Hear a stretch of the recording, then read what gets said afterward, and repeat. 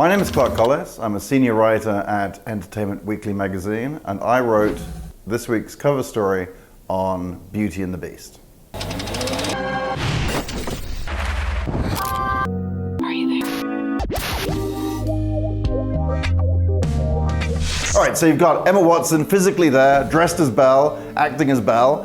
Then you've got the household staff, voiced by Ian McKellen and Ewan McGregor, but they're not there when you're on set. But then you've got Dan Stevens from Downton Abbey. Now he's playing the Beast, but the interesting thing is he basically has to perform his role twice. He does a neck down performance and then a neck up performance. Now the neck down performance, he's on these practical sets, interacting with Emma Watson. He's on stilts because the Beast is really tall.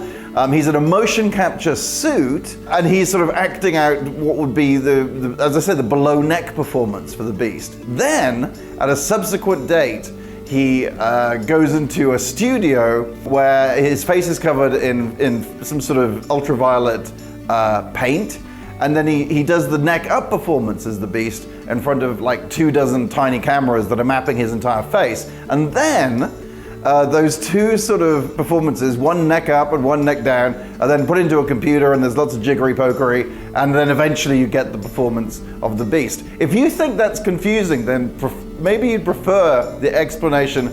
Dan Stevens told me that when his daughter was on set and Dan Stevens was wandering around like a hippo with spots, as he put it, doing the neck down performance, doing the body part of the Beast, his daughter heard the phrase CGI and said, "Daddy, what does CGI mean?" So what he said was CGI stood for, I think, the Clever Gnome Institute. And basically what would happen was that the gnomes would take away the footage of Dan Stevens, wandering around in a motion capture suit, and then turn that into a movie. And if you think about it, it's good because it is misleading information, but it also teaches kids how to spell gnome with a G.